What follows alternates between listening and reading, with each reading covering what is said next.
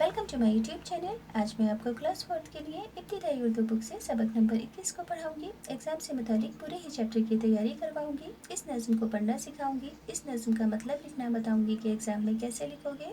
सभी question answer और grammar से रिलेटेड सभी क्वेश्चन समझाऊंगी।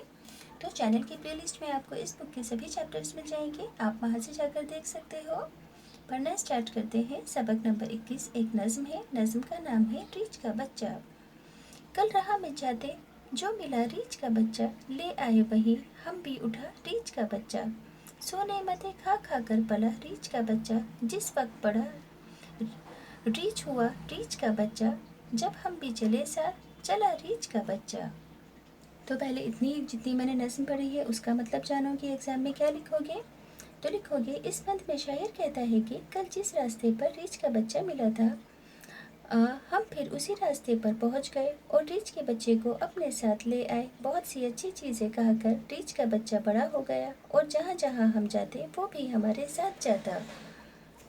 स्क्रीनशॉट ले लेंगे तो लिखना आसान रहेगा। अब है दूसरा बंद।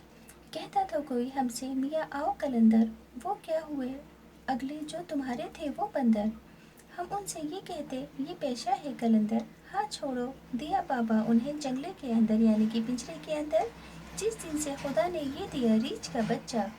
तो दूसरे बंद का मतलब एग्जाम में क्या लिखोगे। शायर कहता है कि हमसे पूछते थे कि क्यों मियाँ कलंदर तुम्हारे बंदर कहाँ गए कहाँ हुए, जो तुम्हारे आबाओ अजदाद यानी कि तुम्हारे बाप दादाओं के थे। और हमने उनसे कहा कि ये तो पेशा है, और अब हमने उन्हें जंगले यानी कि पिंजरे के अंदर डाल दिया है जब से रीछ का बच्चा हमारे पास आया है। तीसरा बंद है, मुद्दत में अब इस बच्चे को हमने है सिधाया। सिधाया यानी कि करतब करने सिखाए, लड़ने के सिवा नाच भी इसको है सिखाया।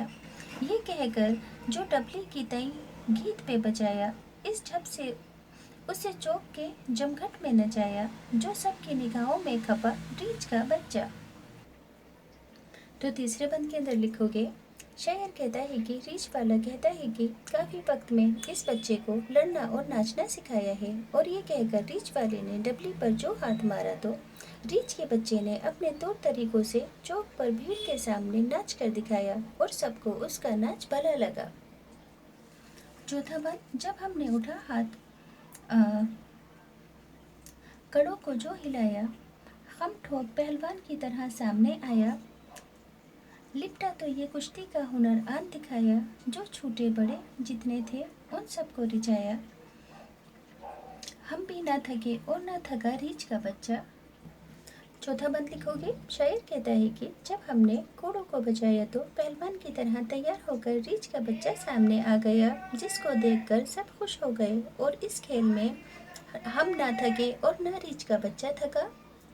आखिरी बंद है, जिस दिन से नज़ीर अपने तो दिल शाद यही है। नज़ीर है शायर का नाम नज़ीर अकबर आबादी। जिस दिन से नज़ीर अपने तो दिल शाद यही है, शाद यानी कि खुश, जाते हैं जिधर को उधर इरशाद यही है।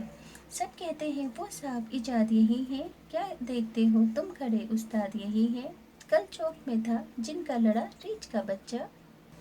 पांचवें बंद का मतलब क्या लिखोगे। शायर कहता है कि जिस दिन से नज़ीर आए तो दिल खुश है, और जिधर जाते हैं सब यही कहते हैं इन्होंने बड़ी खोज की है, और बड़े उस्ताद वही हैं जिनका रीछ का बच्चा कल पड़ा था, जिन्होंने जिन्होंने सब रीछ के बच्चों को सिखाया।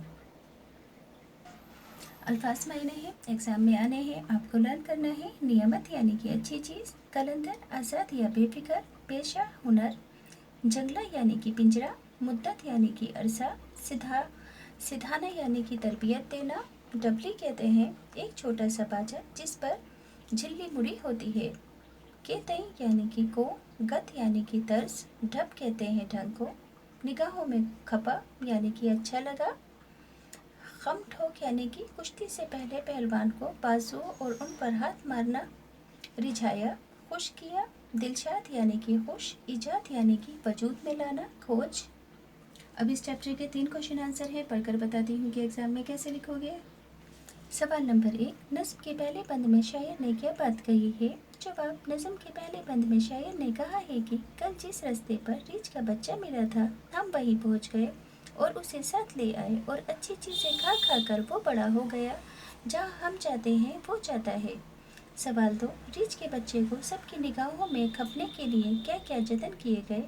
रीछ के बच्चे को सबकी निगाहों में खपने के लिए लड़ना और नाचना सिखाया गया। सवाल 3, बंदर और रीछ को सुधार कर क्या काम लिया जाता है? तो बंदर और रीछ को सिधा कर करतब दिखाने का काम लिया जाता है। चैप्टर के फिलअप्स है जो कि ऑलरेडी फिल है, पढ़कर बताती हूँ। सो ने मत देखा कि भला रीछ का बच्चा, वो क्या हुए अगले जो तुम्हारे थे वो बंदर, जो सबकी निगाहों में खबा भी रीछ का बच्चा। लिपटा तो ये कुश्ती का हुनर आन दिखाया, कल चौक में था जिनका लड़ा रीछ का बच्चा। लफ्ज़ों के जुमले बनाने हैं। कलंदर, जब रीछ छोटा होता है तो बिल्कुल कलंदर होता है, यानी कि अपनी आज़ादी में मस्त होता है। बंदर, बंदर नाच कर भी दिखाते हैं। नाच, रीछ के बच्चे ने सबको अपना नाच दिखाया। कुश्ती, पहलवान कुश्ती लड़ते हैं। इजाद, साइंसदान नई नई इजादात करते हैं। तो यहाँ पर है आपको मैचिंग करनी है और उनको आपस में मिलाकर लिखना है। जैसे सब कहते हैं वो साहब इजाद यही है, क्या देखते हो तुम खड़े उस्ताद यही हैं। हम उनसे ये कहते थे ये पेशा है कलंदर। अब इसको इससे मिला दोगे हाथ से। हाँ छोड़ दिया बाबा उन्हें जंगल के अंदर, तो दोनों को साथ मिलाकर लिखोगे।